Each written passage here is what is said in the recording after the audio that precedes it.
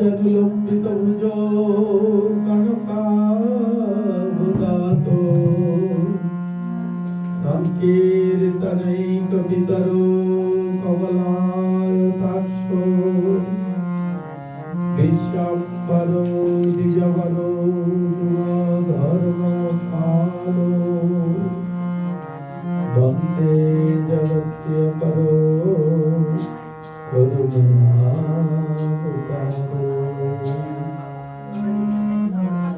নমো শ্রীকাল সত্যায় জগন্নাথ সুতায় সবৃত্তায় সমুদ্রায় সকলত্রায় তে নমঃ পঞ্চাকল্পতরুভস্য কৃপাसिन्धुभैरव पतितानां पावनेभ्यो वैष्णवेभ्यो नमः। नारायणं नमस्कृत्य नरं चैव नरोत्तमं देवीं सरस्वतीं व्यासं ततो जयमुदीरये। नस्तुकायेषु अवक्रेषु नित्यं भागवतसेवया भगवती उत्तमश्लोके भक्तिर्भवति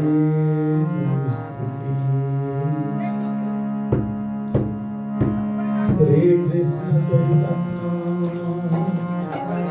प्रभु नित्यानंद श्री अद्वैत गौर भक्तवृंद। हरे कृष्ण कृष्ण कृष्ण हरे हरे हरे राम राम राम हरे हरे।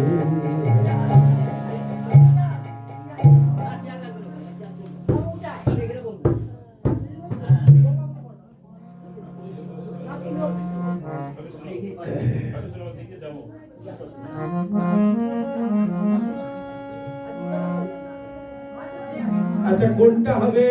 এই যে অমরের মা পিসিমণি, কোনটা হবে? ভাগবত কথা হবে না তোমাদের গুঞ্জন হবে, কুটুম দিতে হবে? কোনটা হবে? ভাগবত কথা। তাহলে 2 ঘন্টা কারো কোনো কথা বলা চলবে না, এই কোনো দিকে তাকানো চলবে না, কোনো দিকে তাকানো চলবে না, ঠিক আছে? খালি আমার দিকে তাকিয়ে থাকতে হবে। আর যে ঘুমোবে তাকে আমি ঢিল ছুড়ে দেবো।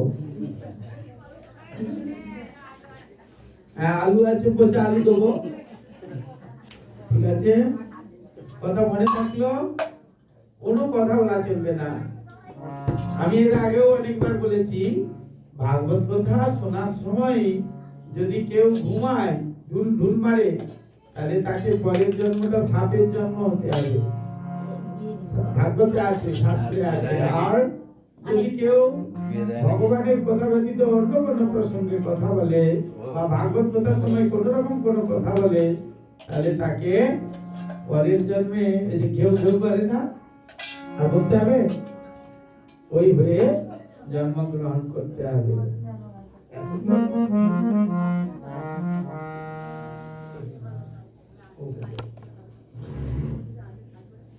তাহলে চুপচাপ সব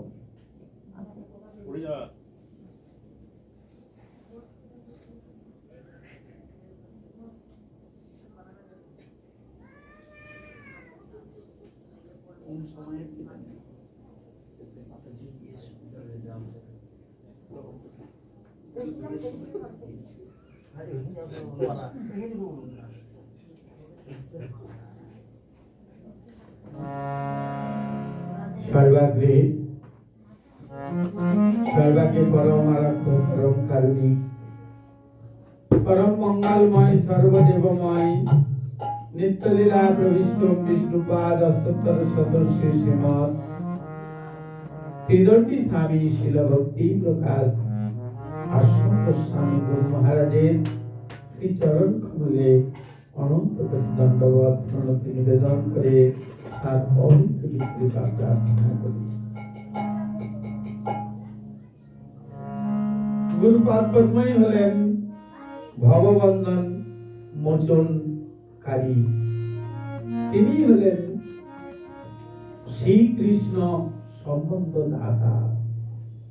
তিনি যখন আমাদেরকে হরিনাম প্রদান করেন, হরিনাম প্রদান করেন, তিনি আমাদের ভববন্ধন থেকে মুক্ত করবার জন্য দান করেন। তাই তিনি ভববন্ধন মোচনকারী। তিনি এই নামের মাধ্যমে ভগবান শ্রীকৃষ্ণের সঙ্গে আমাদের সম্পর্ক করিয়ে দেন। তাই তিনি শ্রীকৃষ্ণ সম্বন্ধ দাতা। তিনি শুধু অষ্টোত্তর শত নন, তিনি অনন্ত বিভূষিত। তিনি অনন্ত বিভূষিত। তার শ্রীচরণ কমলে এই অধমের দণ্ডবত প্রণতি নিবেদন তিনি যেন গ্রহণ করেন। रूपानुग गुरुवर्गे तत्पश्चात रूपानुग गुरुवर्ग अनंत कोटि वैष्णव वृंदे श्री चरण कमले अनंत कोटि भूलंठित दंडवत प्रणति निवेदन करे ताদের অভূত কৃপা প্রার্থনা করি। गुरु गौरांग गुरु वैष्णवेর अपार करुणाয়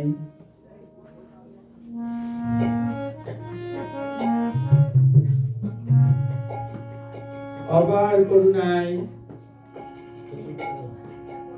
ছোটন ছোটন কোথায় গেলে? गुरु गौरांग गुरु वैष्णवेর अपार करुणाয় আজ আমরা এই স্থানে এসে উপস্থিত হতে পেরেছি। উপস্থিত হয়ে ভগবান শ্রীকৃষ্ণের যে কথা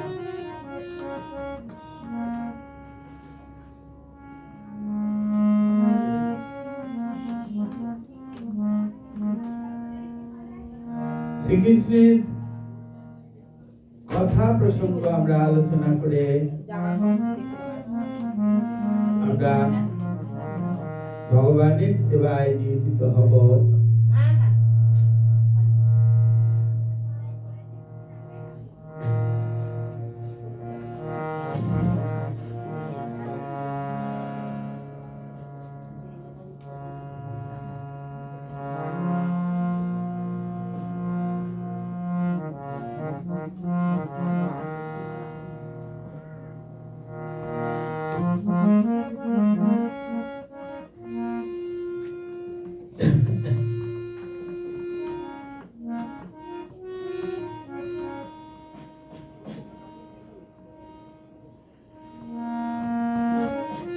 ভগবান তিনি অসীম, তিনি অনন্ত।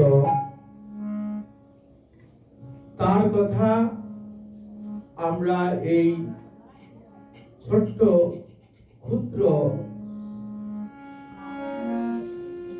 আমরা তার কথা আলোচনা করতে আমাদের এই জিভাতে অসম্ভব।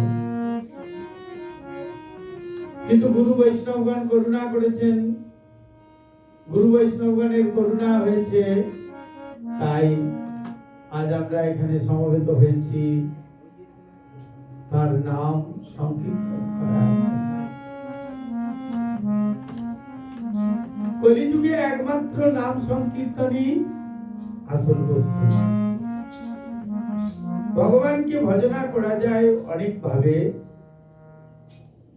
কিন্তু পারফেক্ট ওয়ে কলিতে কলৌ হরি তদ্-হরি কীর্তন।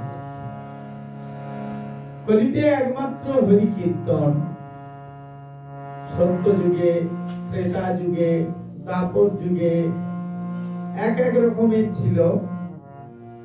সত্যে কৃতে যোদ্ধায়তে বিষ্ণু। সত্যতে সত্য যুগে ভগবান শ্রীকৃষ্ণের ধ্যান বা তপস্যা করে পরমাত্মাকে একবার হৃদয়ে দর্শন করতে পেতেন। এটা ছিল সত্য যুগে, কিন্তু সেটা ছিল অত্যন্ত কঠিন। সেটা ছিল অত্যন্ত কঠিন, সেখানে সহজে ভগবানকে লাভ করা যেত না। কত হাজার হাজার বছর ধরে তপস্যা করতে হতো, তবে ভগবানকে লাভ করা। তাও একবার মাত্র তিনি হৃদয়ে পরমাত্মা রূপে দর্শন দিতেন। পুনরায়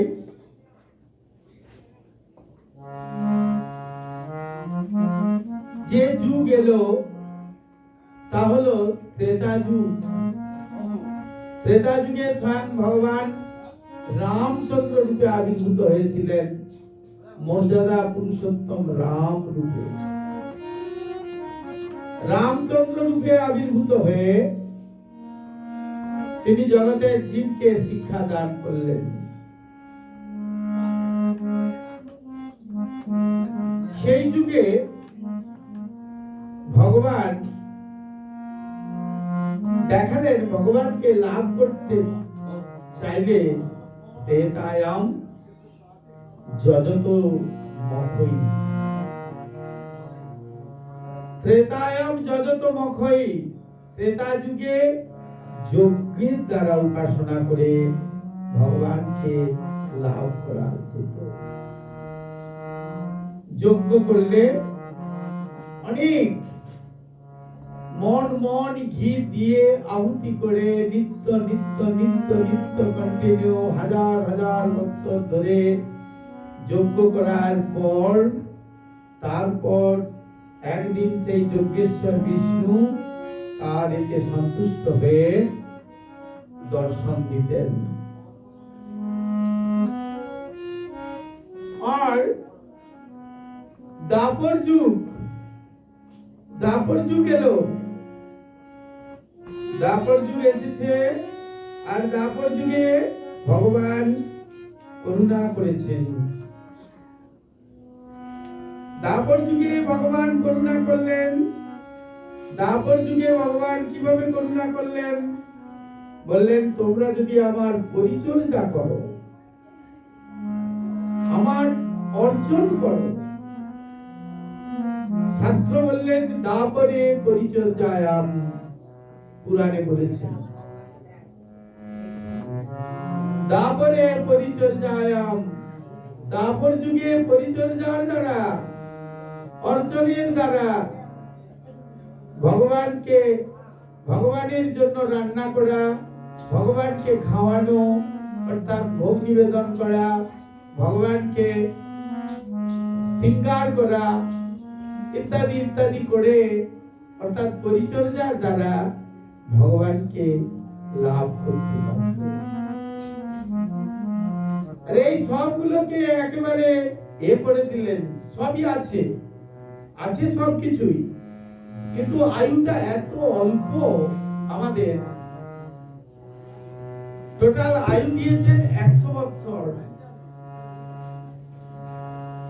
সত্য যুগে আয়ু ছিল 1 লক্ষ বছর, ত্রেতা যুগে আয়ু ছিল 10,000 বছর, দাপর যুগে আয়ু ছিল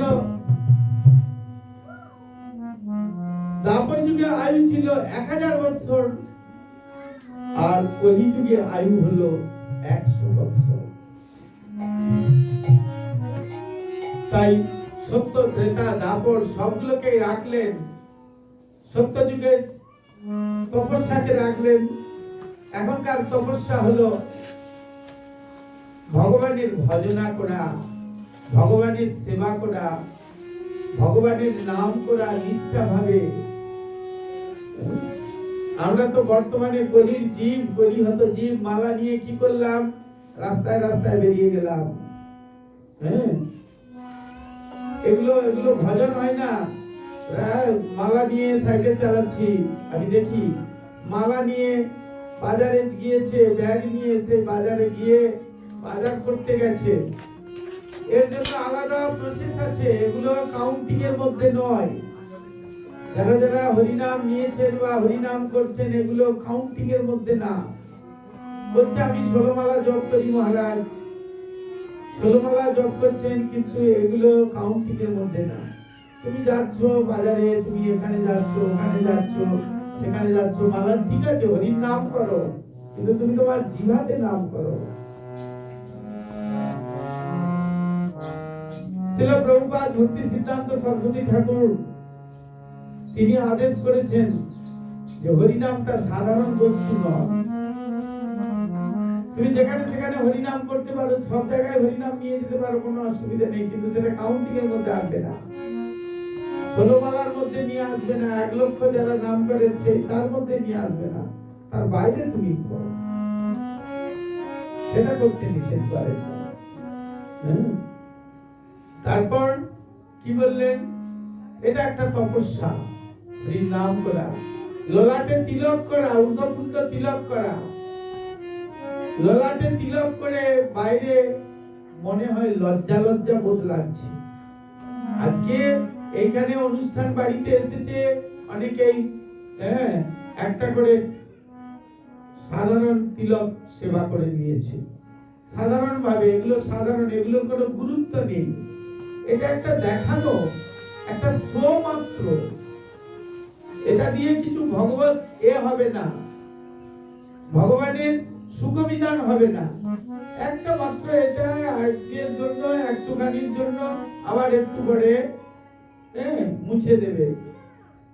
তিলক সেবা করা, তিলক সেবা করে করে বাজারে যাওয়া, রাস্তায় যাওয়া, বিভিন্ন স্থানে স্থানে যাওয়া, এটা একটা তপস্যা। এটা দ্বারা ভগবান খুশি হন। তার নামাঙ্কিত তিলক, তিলক মানে তার নাম আছে। তিলকটি কোনো সাধারণ বস্তু নয়।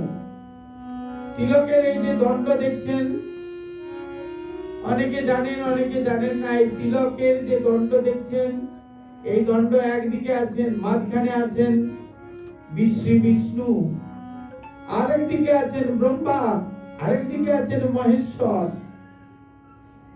এটা হচ্ছে তিলক। আর শ্রী বিষ্ণুর চরণতলে আছেন তুলসী পত্র, এটি হলো তিলক। তিলকটি সাধারণ জিনিস নয়, তিলক না করলে কোনো শুদ্ধই হবে না। যেমন দেখুন, আপনারা সাধারণ ব্রাহ্মণরা এসেছেন, ব্রাহ্মণরা বাড়িতে একটা কাজ করাচ্ছেন, তিনি আচমন করালেন এবং তিনি বললেন অপবিত্র পবিত্র বা সর্বাবস্থাঙ্গত বিবা যৎসরে পুণ্ডরীকাক্ষ সবাহ্য অভ্যন্তর শুচি। প্রথমেই তিনি বলে দিলেন ভগবানের নাম না করলে, তার পুণ্ডরীকাক্ষের নাম না উচ্চারণ করলে আমাদের বাহ্যিক এবং অভ্যন্তর শুচি হবে না। তাহলে কিসের দ্বারাই শুচি হয়? নামের দ্বারা। আর তারপরে তিনি একটু হাতে, আমরা দেখেছি হাতের মধ্যে একটু গঙ্গা মাটি গুলিয়ে দেয়, দিয়ে একটু একটু করে মন্ত্র বলিয়ে দেয়। আমরা তো গুরুত্ব দিই না এগুলো, কিন্তু এগুলোর গুরুত্ব আছে। এগুলো কি? তিলক মন্ত্র। দ্বাদশ অঙ্গে তিলক করে আবার মস্তকে, বাসুদেব আছেন তার জন্য মস্তকেও নিবেদন করতে হয়। তো এইভাবে আমাদেরকে চিন্তা করতে হবে, তিলকটি কোনো সাধারণ বস্তু নয়, ভগবানের নামাঙ্কিত তিলক, ভগবানের নাম দিয়ে অঙ্কন করা আছে এই তিলক। এই তিলকটি কোনো সাধারণ ব্যাপার নয়। এই তিলক করাটা মনে করে অনেকেই লজ্জা বোধ হয়, বাজারে যাব না। আর আমাদের সেই, আমরা যে মঠে এসেছি বা যখন গৃহে যখন হরিনাম আশ্রয় করেছিলাম, তখন মনে হয়েছে, তখন থেকে মনে হয়েছে যে কলেজে যাই আর অন্যত্র যাই, তিলক না করলে লজ্জা লাগতো। তিলক না করে বাইরে বেরোলে মনে হতো যেন একটা লজ্জাবোধ হচ্ছে, কিছু যেন হয় নাই আজ। হঠাৎ হয়তো চলে গিয়েছি টিউশনতে, কিন্তু তখন মনে হতো যেন লজ্জা পাচ্ছি। কিসের জন্য? না, তিলক সেবা নাই। পরে চিন্তা করতাম। তো এই তিলক করা একটি তপস্যা, সেই তপস্যায় আছে, সত্যযুগের তপস্যা আছে, এতে আছে। গলায় যিনি দীক্ষিত ব্যক্তি, তিনি 3টি কণ্ঠ দিয়ে 3টি তুলসীকে 3 ফের করে তুলসীর মালা পরবেন। আর যিনি অদীক্ষিত মানে দীক্ষা এবং অদীক্ষা, দীক্ষিত এবং অদীক্ষিত, অর্থাৎ দীক্ষিত কারা? দীক্ষিত মানে যারা 4টি নিয়মকে ভালোভাবে পালন করছেন, প্রতিদিন 25,000 অর্থাৎ 16 মালা জপ করছেন, সুন্দরভাবে ভগবানের সেবা করছেন, ভগবানকে ভোগ নিবেদন করে সেই প্রসাদ লাভ করছেন, তিনি দীক্ষিত হতে পারেন। তিনি দীক্ষা গ্রহণ করতে যোগ্য ব্যক্তি, দীক্ষা গ্রহণ করার যোগ্য ব্যক্তি। নিত্য ভাগবত অধ্যয়ন করছেন বা গীতা অধ্যয়ন করছেন এবং অপর 5 জনকে, নিজে অধ্যয়ন করে অপর 5 জনকে শোনাচ্ছেন। বা যদি তিনি না করতে পারেন, পড়তে পারেন, তাহলে তিনি ভাগবত কথা শ্রবণ করছেন, নিত্যম ভাগবত সেবা। তিনি তখন যোগ্যতা অর্জন করেন। কি করার জন্য? না, ভগবানের সেবা করার জন্য। দীক্ষিত মানে ভগবানের সেবা করার যোগ্য ব্যক্তি বা যোগ্যতা লাভ করে। আর তারপর কি? সে তো গেল, সে কোথা গেল? দীক্ষিত। অদীক্ষিত কারা? যারা এগুলি পালন করে না, বলে আমরা দীক্ষা গ্রহণ হয়ে গেছে আমাদের, আমরা দীক্ষা নিয়েছি। কোথায় দীক্ষা নিয়েছো? না, এখানে দীক্ষা নিয়েছি। সেসব দীক্ষা কে শাস্ত্রে করছে না, শাস্ত্র তাকে অনুমোদন করছে না। সেই দীক্ষা দ্বারাই দীক্ষা নেওয়ার উদ্দেশ্য কি? দীক্ষা নেওয়ার উদ্দেশ্য হলো ভগবানকে লাভ করা। আর যদি দীক্ষা নিলাম অথচ দীক্ষা নিয়ে যাজন করলাম না, তাহলে কোনো লাভ হবে না। অর্থাৎ আমি যদি পালন না করি, তাহলে দীক্ষিত হয়ে লাভ হবে না। হ্যাঁ, ভক্তিবিনোদ ঠাকুরের কথায় নাকে তিলক, গলায় মালা। আর যারা অদীক্ষিত তাদের জন্য 2 কণ্ঠী মালা, 2টো ফের আছে মালা, তাদের জন্য বলেছেন তারা 2 কণ্ঠী মালা গ্রহণ করবে। এইভাবে বিচার করেছেন শাস্ত্রে। কলিতে কি করলেন? কলিতে অত্যন্ত সুলভ দিলেন। এই তপস্যা আছে, যজ্ঞ আছে। যজ্ঞটা কি? যজ্ঞ মানে সাধারণ যজ্ঞ নয়, মহাযজ্ঞ। সেই যজ্ঞ হলো হরির নাম সংকীর্তন। সকলে সংকীর্তন কাকে বলে? সকলে মিলে মিশে একত্র হয়ে ভগবানের নাম কীর্তন করা। মহাপ্রভু বললেন 10-5 মিলি সবে একত্র হইয়া কীর্তন করহ সবে হাতে তালি দিয়া। হাতে তালি দিয়ে বা করতালি বাজিয়ে বা মৃদঙ্গ করতাল সহযোগে একসাথে কীর্তন করো প্রতিদিন, নিত্য সকাল সন্ধ্যা তুমি যখন গৃহে সময় পাচ্ছ। এগুলো হচ্ছে যজ্ঞ, এগুলোকে বলে মহাযজ্ঞ, সাধারণ যজ্ঞ নয়। সংকীর্তন, মহাসংকীর্তন। সংকীর্তন, এই সংকীর্তন করতে বলেছেন। এটা হলো যজ্ঞ, সেই ত্রেতা যুগের যে যজ্ঞ, সেই যজ্ঞটিও এখন আছে। এগুলিকে অনেকে খারাপ মনে করে, কষ্ট মনে করে। রাস্তায় তাই তো কীর্তন করব বা ঘরে বসে কীর্তন করব, লোকে শুনলে কি বলবে? লজ্জা পাবে। আরেকটা টিভিতে উলঙ্গ নৃত্য হচ্ছে, সেটা দেখলে লজ্জা লাগে না? একটা সিরিয়াল হচ্ছে, মানে কি? সেখানে অনেক রকমের অ্যাডভার্টাইজ। একটা মোবাইলে হরিকথা শুনতে পারা যায় না, একটা হরিকথা শুনতে গেলে সেখানেও নানান রকম অ্যাডভার্টাইজ, আর অ্যাডভার্টাইজ গুলো এত নোংরা নোংরা ড্রেস, সেখানে ইচ্ছা করে না, হ্যাঁ, দেখতে পারা যায় না। তো এই যে সেই পরিচর্যা মানে প্রতিদিন তুমি সকাল বেলায় ভগবানকে জাগরণ দিয়ে তাকে ভোগ নিবেদন করে তার আরতি করো, তাকে বলে মঙ্গল আরতি। আমাদের শীতের সময় আমাদের সব মঠে 4:30টার সময় মঙ্গল আরতি হয়, আর গরমের দিনে 4:15 বা 4:10 এই সময় মঙ্গল আরতি হয়। মঙ্গল আরতি করে, এটা একটা বিরাট বড় তপস্যা। মঙ্গল আরতিটা বিশাল বড় তপস্যা। কিরকম তপস্যা? ভোরবেলায় স্নান করো, 3টের সময় উঠে স্নান করতে হয়। স্নান করে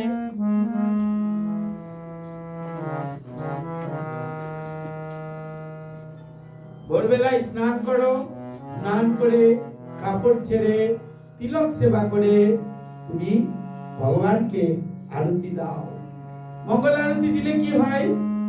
কৃষ্ণ ভক্তি বৃদ্ধি হয়, কৃষ্ণ ভক্তির বিকাশ হয়। ভক্তির বিকাশ করতে গেলে মঙ্গল আরতি করতে হবে। তারপর কি হবে? তারপর তুমি ভাগবত পাঠ করো, অধ্যয়ন করো, যদি তুমি পড়তে জানো। আর যদি না জানো, তুমি শ্রবণ করো। তারপর কীর্তন করো, তুলসী পরিক্রমা করো, তুলসীতে জল দান করো।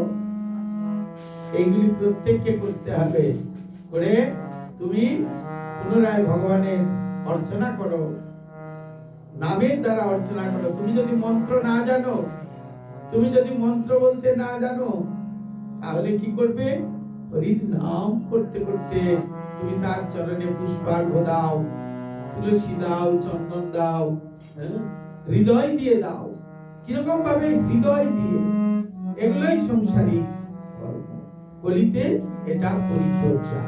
তার জন্য রান্না করো, তার জন্য, নিজের খাবার জন্য নয়। ও হিংচের বড়া খাবো, হ্যাঁ, হিংচের বড়া করো। আজ হিংচে এনে দিল, কি করবে?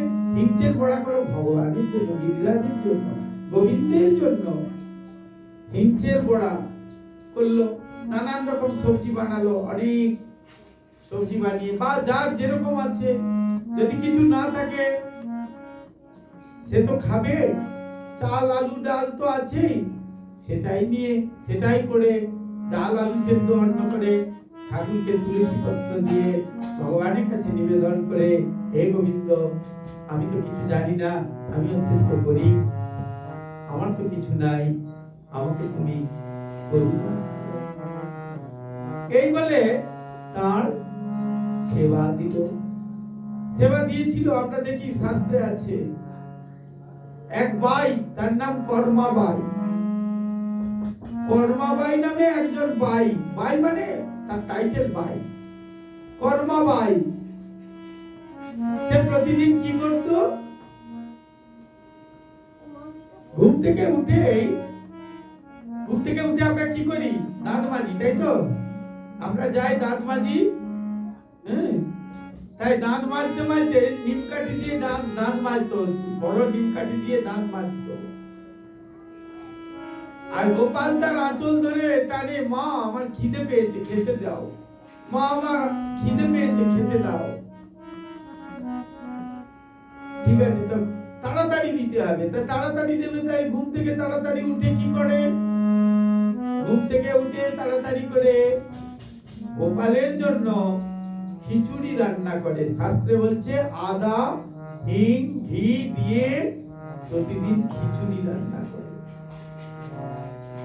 খিচুড়ি রান্না করে, আর খিচুড়িটা যে রান্না করে, সে কোনো কাপড়ও ছাড়ে না, স্নানও করে না, কিছুই করে না।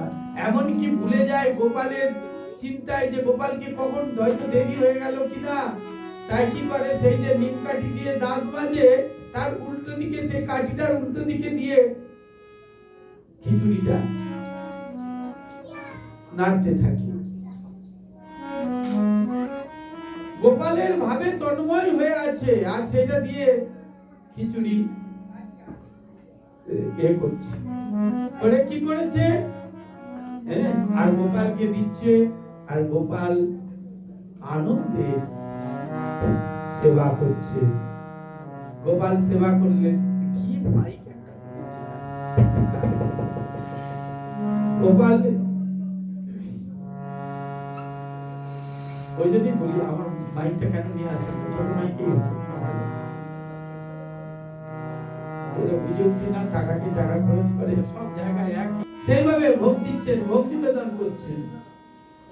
আর গোপাল এসে সেবা করছে, গোপাল খাও। বৃন্দাবনে কি করে, আ যাও লালা করলো, সকালবেলায় করলো রুটি মধ্যে ঘি লাগিয়ে আর কোন একটু সবজি করলো, নাই রাবড়ি দিল, নাই যা হোক দিল, দিয়ে বললো আজা গোপাল, আজা লালা খালো।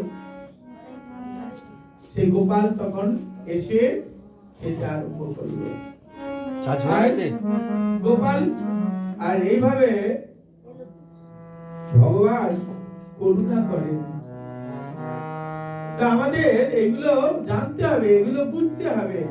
হরির নাম সংকীর্তন করে এই ভগবানকে পরিচর্যা করে। একদিন কি হয়েছে, কর্মাবাইয়ের বাড়িতে একটি বৈরাগী এসেছে, শুনেছে গোপাল এখানে নাকি সাক্ষাৎ সেবা করে, তাই ভোরবেলায় এসেছে খিচুড়ি প্রসাদ লাভ করার জন্য। বৈরাগী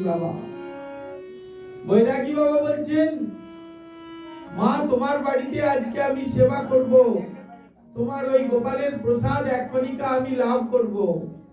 বললেন ঠিক আছে, কোনো অসুবিধা নেই, বসুন। আর তাড়াতাড়ি করে গোপালকে কর্মাবাই কি করেছে, গোপালের জন্য খিচুড়ি রান্না করছে।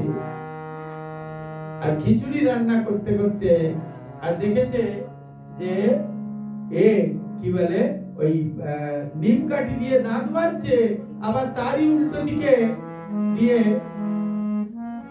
নাড়ছে।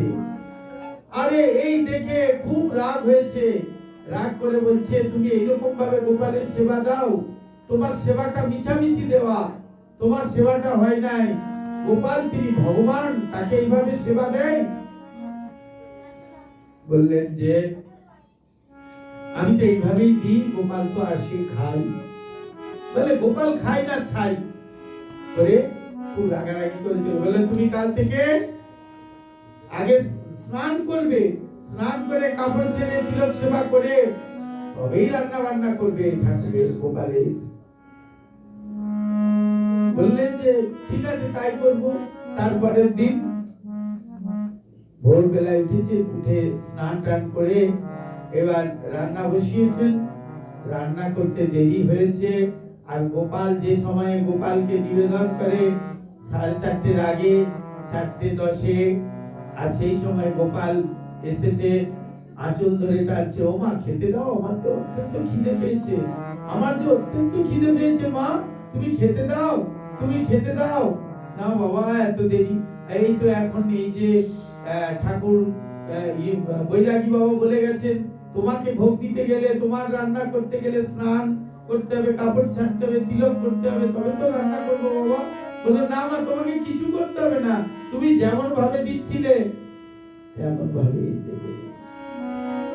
ওদিক দিয়ে বৈরাগী বাবাকে গোপাল এরকম লাঠি দেখিয়েছে, হ্যাঁ, যে তুমি আমার ভক্তকে আমি যে বাৎসল্য রসে আমাকে ভালোবেসে, আমাকে আমার প্রতি তার অনুরাগে সে আমাকে প্রতিদিন সকালবেলায় খাওয়ায়, তুমি আমার খাওয়াটা বন্ধ করে দিয়েছো। ভোর বেলায় এসেছে, কর্মাবাইয়ের চরণ ধরে ক্ষমা চাইছে বৈরাগী বাবা, না না না আমার ভুল হয়েছে, আমার অপরাধ হয়েছে, হ্যাঁ আমার হয়েছে, আমার অপরাধ হয়ে গেছে। তুমি যেমন করে রান্না করে গোপালকে নিবেদন করছিলে সেই রকম করে রান্না করে নিবেদন করো, তাতে কোনো দোষ নাই। নিয়ম আগ্রহ, এই গলিতে নিয়ম আগ্রহ কম, নিয়ম আগ্রহ বিশেষ নাই কলিতে।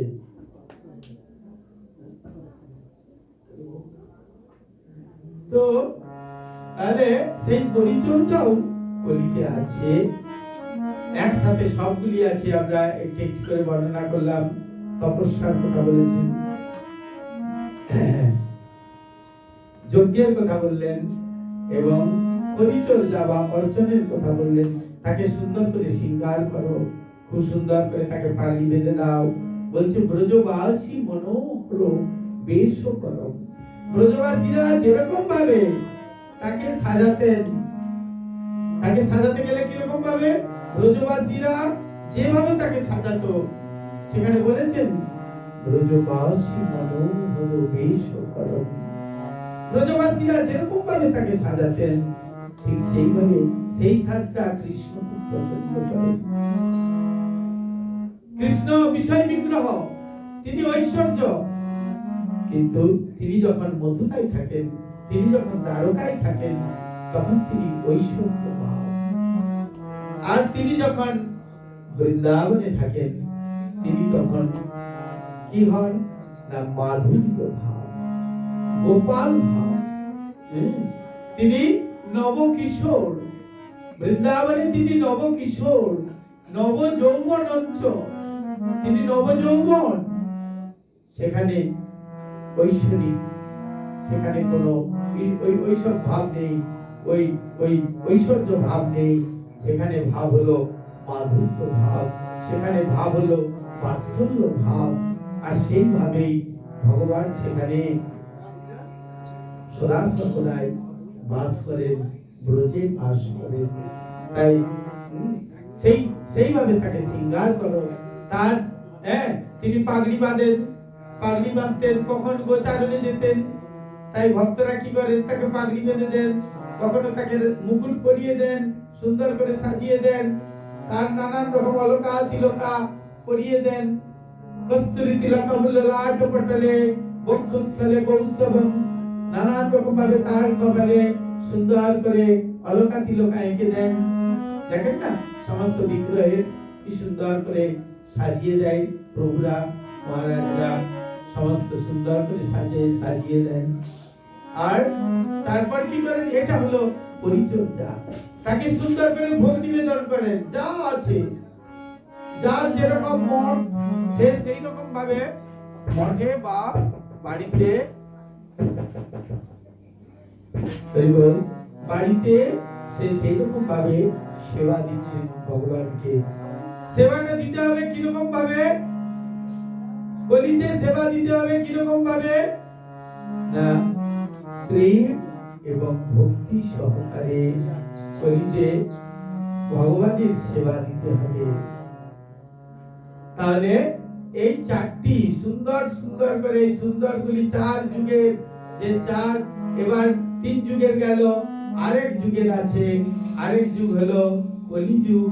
সেই কলৌ হরি কীর্তনা, কলিতে হরি কীর্তনই একমাত্র সম্বল। হরি কীর্তনের দ্বারাই ভগবানকে লাভ করা যায়। কলিতে একমাত্র হরি কীর্তনের দ্বারাই ভগবানকে লাভ করা যায়।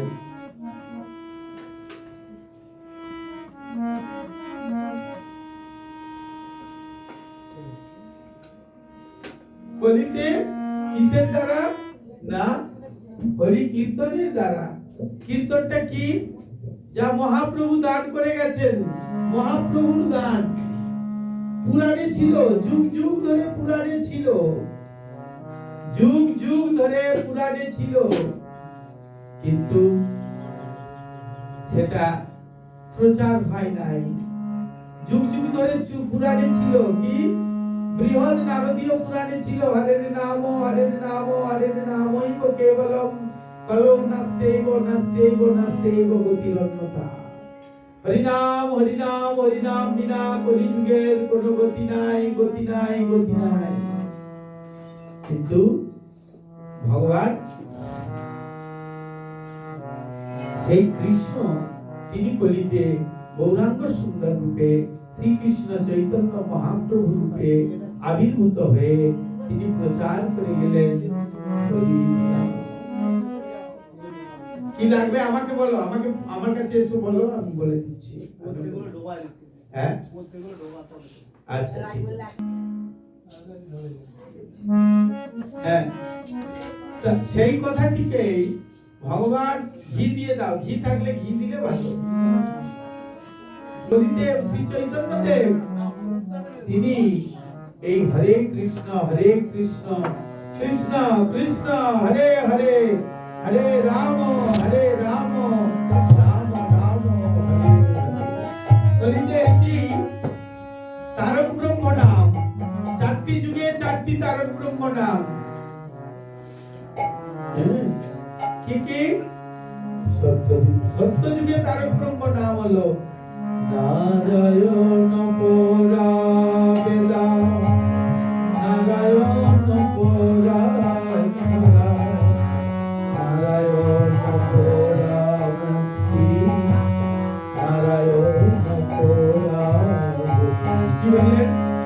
নারায়ণ পরা বেদা, নারায়ণ পরা বেদা, নারায়ণ পরা গতি, নারায়ণ পরা মুক্তি। নারায়ণ পরা বেদা, নারায়ণ পরা পরা, নারায়ণ পরা মুক্তি, নারায়ণ পরা মুক্তি। নারায়ণ পরা বেদা, নারায়ণ পরা পরা, নারায়ণ পরা মুক্তি, নারায়ণ পরা গতি। কি বললেন? নারায়ণ পরাক্ষরা। নারায়ণ এই অক্ষর উচ্চারণ করতে পারলে পরম ব্রহ্ম ভগবানকে লাভ করা যেত। নারায়ণ পরাবেদা, নারায়ণ তিনি হলেন বেদের পরম বস্তু, চরম বস্তু। বেদের যে কথা বলা আছে, আদি নারায়ণ বলা আছে, সেখানে কৃষ্ণ নাম বলা নেই, কিন্তু উচ্চভাবে কৃষ্ণ নামই বলা আছে। তারপর কি বলেছেন? নারায়ণ পরা মুক্তি। নারায়ণ হলেন মুক্তির কারণ, মুক্তি। তাকে তার নারায়ণ নাম উচ্চারণ করার সঙ্গে সঙ্গে জীবের মুক্তি লাভ হয়ে যায়। আমরা দেখেছি আজামিল একবার মাত্র নারায়ণ নাম উচ্চারণ করেছিলেন, তাই তিনি মুক্তি লাভ করেছিলেন, তিনি বৈকুণ্ঠে গমন করতে পেরেছিলেন। নারায়ণ পরাগতি, নারায়ণ ছাড়া আর কোনো আমাদের গতি নাই, তিনি হলেন চরম গতি। তাই সত্য যুগে এইভাবে, এটি হলো তারক ব্রহ্ম নাম, এইভাবে ভগবানের নাম উচ্চারণ করেছে, করতে করতে উদ্ধার পাওয়া যেত, নাহলে কোনো উদ্ধারের এ ছিল না। ত্রেতা যুগে রামচন্দ্র তিনি হলেন ভগবান। কি বললেন? রাম নারায়ণ অনন্ত, মুকুন্দ মধুসূদন। কি বললেন? রাম নারায়ণ অনন্ত, মুকুন্দ মধুসূদন। কৃষ্ণ কেশব, দেখুন ত্রেতা যুগে বলছেন, কৃষ্ণের নাম বলছেন। কৃষ্ণ সবসময় আছে, কৃষ্ণ আদি পুরুষ, তিনি অনাদির আদি, তিনি সর্বকারণের পরম কারণ, তিনি অনাদির আদি। তিনি কি এখন সত্য যুগে ত্রেতা যুগে বললেন কৃষ্ণ কেশব বংশারী, তাহলে তিনি আগেও দাপর যুগের আগেও কংসকে বধ করেছেন, তাই বেদে কি বললেন? কৃষ্ণ কেশব বংশারী, হরে বৈকুণ্ঠ বললেন, হরে বৈকুণ্ঠ। রাম নারায়ণ অনন্ত, মুকুন্দ মধুসূদন, কৃষ্ণ কেশব কংসরে, হরে বৈকুণ্ঠ বামন। এগুলো জটিল ছিল, উচ্চারণ করতে কষ্ট হতো তখন। সেই ত্রেতা যুগে এই বলে আহুতি দিতেন, আর ভগবানের, এটাই ভগবানের নাম ছিল। এই নাম কীর্তন করতে করতে জগতের জীব উদ্ধার লাভ করতেন। তারপরে দাপর যুগে এলো। কি বললেন? হরে মুরারে মধু কৈটব হারে। কি বললেন? মধু এবং কৈটব নামক অসুরকে তুমি বধ করেছিলে, তাই তাকে কি বললেন? হরে মুরারে। তিনি মুরারি। হরে মুরারে মধু কৈটব হারে গোপাল গোবিন্দ মুকুন্দ বললেন? হরে মুরারে মুকুন্দ যোগেশ্বর নারায়ণ কৃষ্ণ বিষ্ণু। কি বললেন? যোগেশ্বর নারায়ণ কৃষ্ণ বিষ্ণু লীলাস্বয়ং মাং জগদীশ্বর লীলাস্বয়ং মাং জগদীশ্বর লীলাস্বয়ং মাং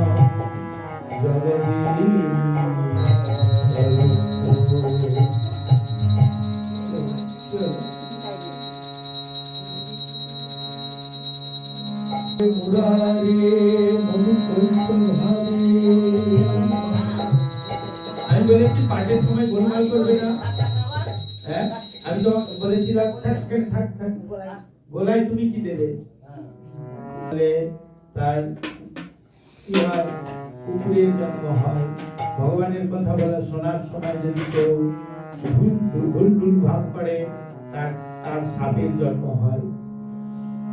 আমাদের ভক্তিবেদান্ত বামন গোস্বামী মহারাজ এটাকে খুব ভালোভাবে বিস্তারিত ভাবে আলোচনা করেছেন। পুরাণে খুব সুন্দরভাবে বর্ণনা আছে। তাহলে কি হলো? দাপর যুগে হরে মুরারে মধু কৈটব হারে গোপাল গোবিন্দ মুকুন্দ সৌরে যোগেশ্বর নারায়ণ কৃষ্ণ বিষ্ণু লীলাস্বয়ং মাং জগদীশ্বর লীলাস্বয়ং মাং জগদীশ্বর। এইভাবে দাপর যুগে এইভাবে প্রার্থনা করতেন। তারপর কলিযুগ হলো। কৃষ্ণ চিন্তা করলেন, তাই তো আমি তো অসুর মেরে এসেছি, আমার গোপীদের ঋণ তো শোধ করা হয় নাই, আর জগতের জীব সকলে এই দারিদ্রতায় ভুগছে। দারিদ্রতার কথা বললে বলবে, ও মহারাজ আমরা এখন আলু চাষ করেছি তো আমাদের ভীষণ দারিদ্রতা, এমনকি মাঝে এত যে কুয়াশা দিচ্ছে, ওয়েদার খারাপ, তাই আমাদের নেই, কি বলে, ঔষধ দেওয়ার টাকা পয়সা নেই, সমিতি থেকে ধার করে করে আনতে হচ্ছে, কত রকম বলে। এই দারিদ্রতার কথা বলেন নাই। এই দারিদ্রতা সাধারণ দারিদ্রতা, এগুলো তো জড় দারিদ্রতা, এগুলো এই দারিদ্রতার কথা বলেন নাই। তিনি চিন্তা করেন নাই এই দারিদ্রতার কথা। তিনি সব দিলেন দাপর যুগে কৃষ্ণ হয়ে। কিন্তু একটা জিনিস তিনি দিয়ে যেতে পারেননি, সেটা হলো প্রেম। প্রেম বিনা দারিদ্র জীবন। কেমন? উদাহরণস্বরূপ যদি বলা যায়, আমাদের গুরু মহারাজ বলতেন, প্রেম বিনা দারিদ্র জীবন কেমন? একটা সংসারে সব আছে, বিশাল বড় বিল্ডিং, ইটালিয়ান পাথর দেয়া বাড়ি, গাড়ি, টাকা পয়সা, ধন দৌলত অনেক আছে, অনেক আছে, কিন্তু নাই শান্তি, নাই প্রেম, নাই ভালোবাসা। তাহলে কি সংসারটা ভালো যাবে? ভালো যাবে না, সুখের হবে না, শান্তির হবে না। তার জন্য প্রেম বিনা দারিদ্র জীবন। এত কিছু আছে, এত কিছু থাকা সত্ত্বেও প্রেম যদি না থাকে তাহলে দারিদ্র হয়ে যায়, দরিদ্র হয়ে যায়। তাই চৈতন্য চরিতামৃতকার বললেন, প্রেম বিনা দারিদ্র জীবন। এই প্রেমকে দান করার জন্যই গোবিন্দ আমার এই প্রেমকে দান করার জন্যই তিনি তার বর্ণকে পাল্টে দিয়ে, একদম বর্ণকে পাল্টে দিয়ে তিনি তার একেবারে আহ্লাদিনী শক্তি শ্রীমতী রাধা রানীর ভাব এবং কান্তিকে গ্রহণ করে, আহ্লাদিনী শক্তি শ্রীমতী রাধা রানীর ভাব এবং কান্তিকে গ্রহণ করে তিনি একটি সুন্দর দেহ ধারণ করলেন। সোনার পুতলি, যেন সোনার পুতলি।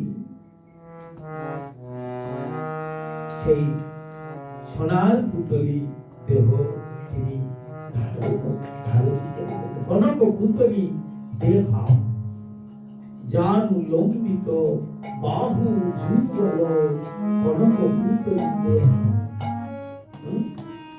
কনক পুতলি দেহা মানে একেবারে সোনার বর্ণ, একেবারে সোনাকে গলালে যে গরম সোনা বা তরল সোনা যেটা, সেই তরল সোনার মতো যে বর্ণ, সেই রকম বর্ণ নিয়ে তিনি জগতে আবির্ভূত হলেন। তাই বলেন আমাদের নিত্যলীলা প্রবিষ্ট ছিল ভক্তি কুমুদ সন্ত গোস্বামী মহারাজ বলেছেন, বর্ণ চোরা শ্যাম এসেছে মোদের নদিয়ায়।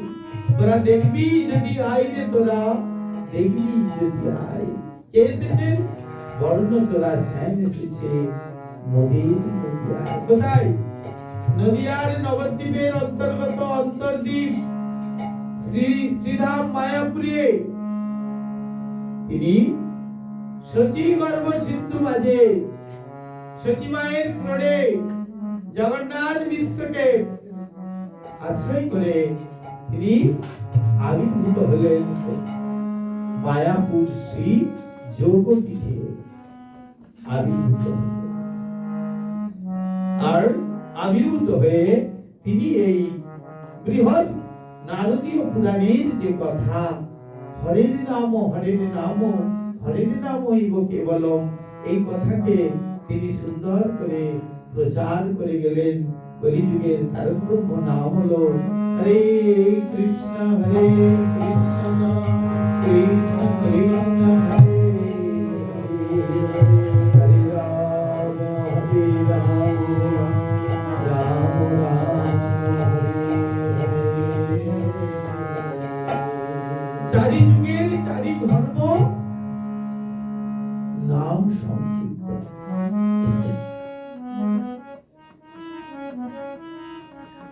চারটি যুগেই এই নাম, নাম একটি একটি করে নাম আমি বললাম। সত্য যুগে একটি নাম ছিল, ত্রেতা যুগে একটি নাম, দ্বাপর যুগে একটি নাম ছিল, আর এই কলি যুগে এই নাম। এই নামই নামই কেবলম। এই নামের মধ্যে শান্তি, নামের মধ্যে মুক্তি, নামের মধ্যে সুখ, নামের মধ্যে ঐশ্বর্য, সব কিছু এই হরির নামের মধ্যে লাভ করা যায়। অন্যত্র অন্য কিছুতে এই সেই সুখ, শান্তি, ঐশ্বর্য বা মাধুর্য লাভ করা যায়। যদি কেউ ভগবানকে প্রকৃত ভালোবাসতে চান, তাহলে আসুন আপনারা নাম করুন, ভগবানের নাম। মহাপ্রভু বললেন, গৃহে থাকো বনে থাকো সদা হরি বলে থাকো। গৃহে থাকো, গৃহে থেকেও তুমি নাম করো, আর বনে থেকেও, আশ্রমে থেকেও, বন মানে আশ্রম, আশ্রমে বা মঠ মন্দিরে থেকেও তুমি ভগবানের নাম করো। এটার মধ্যে কোনো পার্থক্য নেই। আশ্রমে থাকলে কি হয়, নিয়মগুলো ঠিক ভাবে যাপন করা যায়। আর বনে এই গৃহে থাকলে সব নিয়ম তো যাপন করা যায় না, সেখানে আসক্তি থাকে। কন্যা, পুত্র, নাতি, নাতনি, সোনা, টাকা, অর্থ, বাড়ি, গাড়ি, এইসবের প্রতি একটা আসক্তি থাকে। তবুও মহাপ্রভুর যত পার্শ্বদ ছিলেন তারা সকলেই গৃহস্থ, বেশিরভাগই গৃহস্থ ছিলেন, এবং তারা সকলেই আদর্শগুলি আমাদের জগতে দেখিয়ে দিয়ে গেছেন ভক্তিবিনোদ ঠাকুর। দেখিয়ে দিয়ে গেছেন ভক্তিবিনোদ ঠাকুর। তিনি কত বড় চাকরি করতেন, ডেপুটি ম্যাজিস্ট্রেট ছিলেন তিনি। এত বড় ডেপুটি ম্যাজিস্ট্রেট ছিলেন, আবার তিনি চাকরি করতেন অফিসে বসে বসে। তিনি তার যা কাজ দিতেন, তখন ব্রিটিশ শাসন, অথচ কত কাজ, এবং খুব একটু সময় পাওয়া যাবে না, বিশেষ করে বাঙালিদেরকে একদম করবে না, সময় দেবে না, কিন্তু তিনি যত কাজ সব করে তাড়াতাড়ি করে দিয়ে, আর তিনি গ্রন্থ লিখতেন, কত শত গ্রন্থ লিখেছেন, কত কীর্তন লিখেছেন, সব কিছু তিনি লিখেছেন। কিভাবে লিখেছেন? তিনি দর্শন করেছেন দিব্য দর্শনের দ্বারা হৃদয় থেকে উদিত হয়। হৃদয় থেকে যে উদিত হয় দিব্য দর্শন, আর দিব্য দর্শন করার পর তিনি লিপিবদ্ধ করেছেন, গ্রন্থাদি লিখেছেন। আসতেন আবার নাম করতেন। এটাকে বলে আদর্শ গৃহস্থ জীবনযাপন। আদর্শ গৃহস্থ জীবনযাপন। গৃহমেধি হওয়া চলবে না। যেখানে কৃষ্ণ ভজন নাই সেটা হলো গৃহমেধি তারা, আর যেখানে কৃষ্ণ ভজন আছে সেটি হলো আদর্শ গৃহস্থ জীবনযাপন। পরে ভক্তিবিনোদ ঠাকুর তিনি আমাদের কাছে দিয়ে গেলেন একটি উপহার।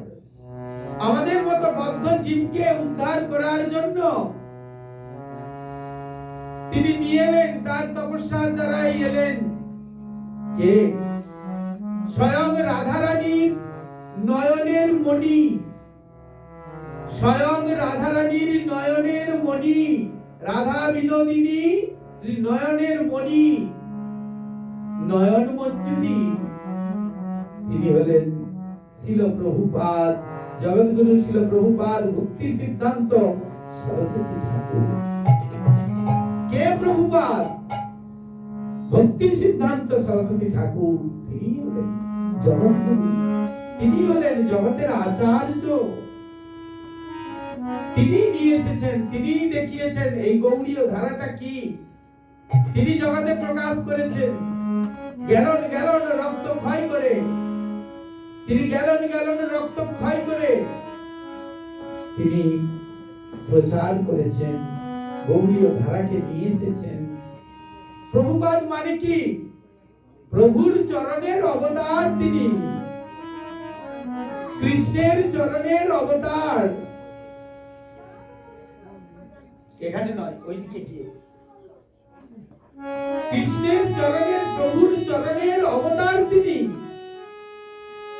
তাই তিনি সেই প্রভুপাদ ভক্তি সিদ্ধান্ত সরস্বতী ঠাকুর, তিনি জগতে আবির্ভূত হয়ে জগতের আমাদের মতো বদ্ধ জীবকে উদ্ধার করার জন্য তিনি এমনকি কোটি কোটি নাম যজ্ঞের আয়োজন করেছিলেন। তিনি একা বসে নাম করেছেন। আপনারা জানেন মায়াপুর ব্রজবর্তন শ্রী চৈতন্য মঠ, আদি মূল মঠ যেটি, সেইখানে সেই স্থানে বসে তিনি হরির নাম করেছেন, কোটি নাম যজ্ঞ করেছেন। আর সেই নাম যজ্ঞের দ্বারা ভগবান সন্তুষ্ট হয়ে প্রথমে সনক গোস্বামীকে পাঠিয়েছেন। তিনি অনাহারে ছিলেন, স্বয়ং ভগবান এসে তাকে একাদশীর দিন তিনি হরি নাম করছেন, খাওয়ার সময় নাই, তাই ভগবান এসে তাকে, তিনি তার একটি রূপ নিয়ে এসে তাকে ছানা নিয়ে এসে দিয়েছেন। স্বয়ং ভগবান সেইখানে, সেই যে চৈতন্য মঠ। তারপর তিনি ষড়গোস্বামী দর্শন দিলেন। ষড়গোস্বামী দর্শন দিয়ে পঞ্চতত্ত্ব রূপী গৌরাঙ্গ সুন্দর দর্শন দিলেন। সেখানে তাকে দর্শন দিয়ে বললেন, যাও তুমি প্রচার করো, তোমার এখানে বসে থাকতে হবে না, তোমাকে প্রচার করতে। প্রচারটা কি?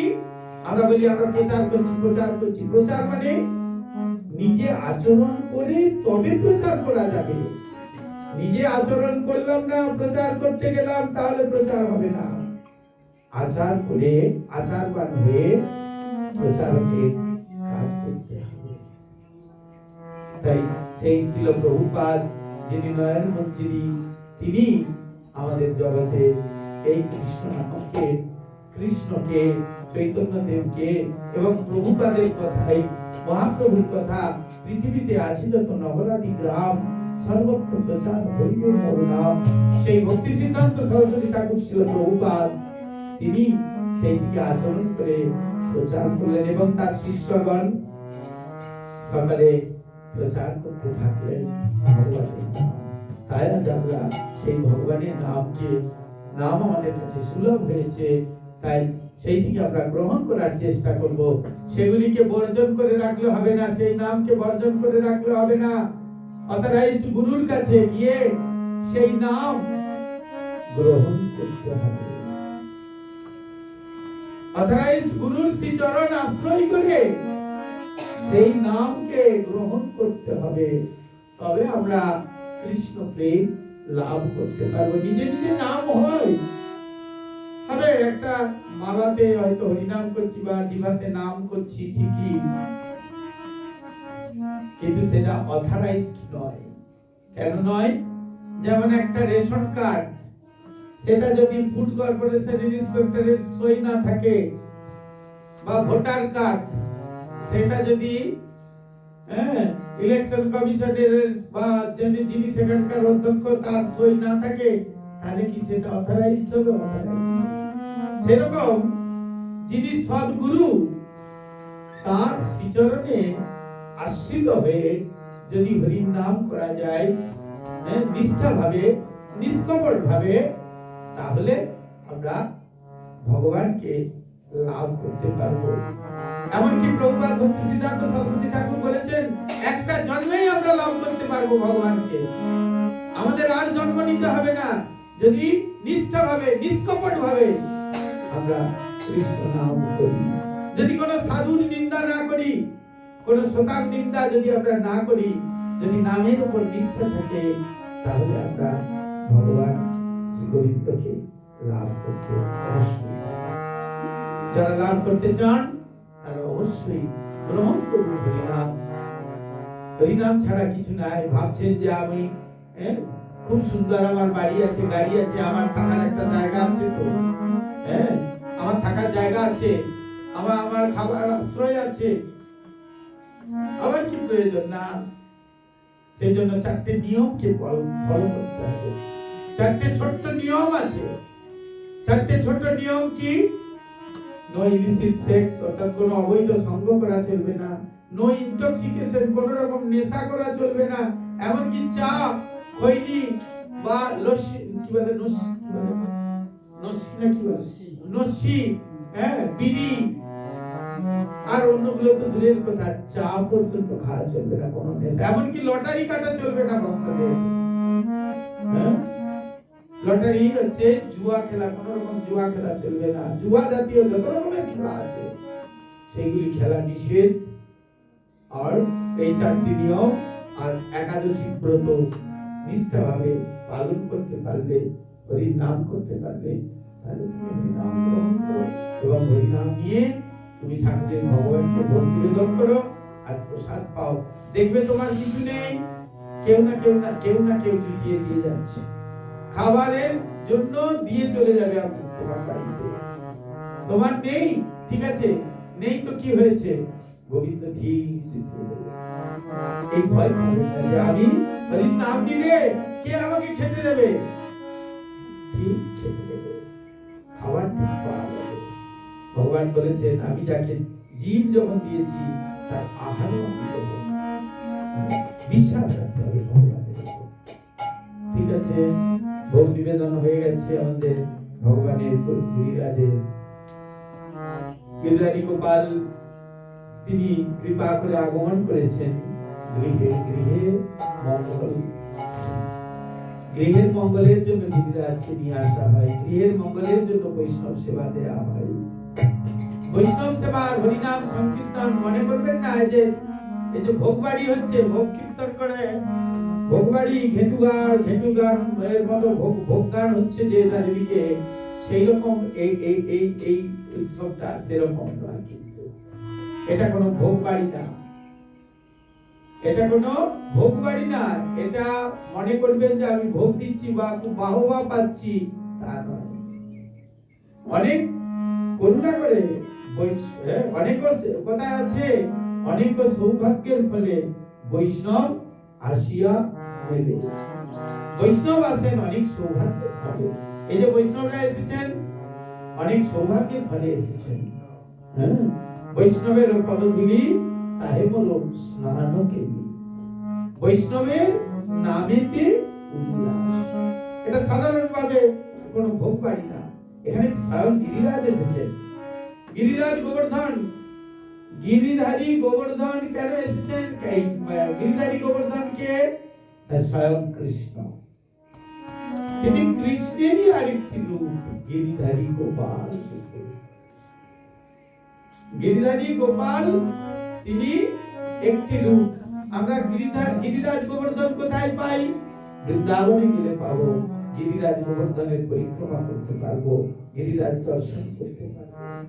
কিন্তু বৈষ্ণবগণ এত করুণাময়, প্রত্যেকটি মন্দিরে মন্দিরে তারা গিরিরাজকে নিয়ে এসে রেখেছেন। কেন না, গিরিরাজ হলেন স্বয়ং কৃষ্ণ।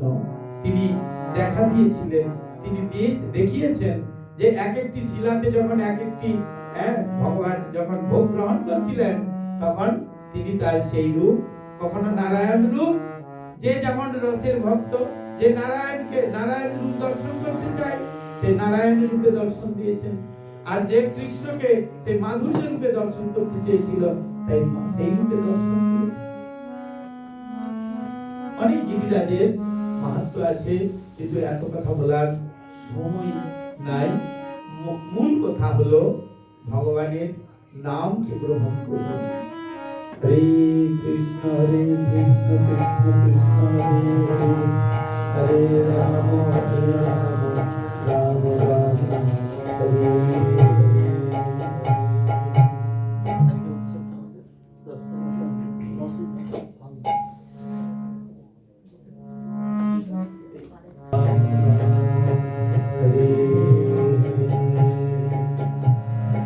এইখানে রইল কথায় অমৃত লহরী, বদন বলিয়া সরে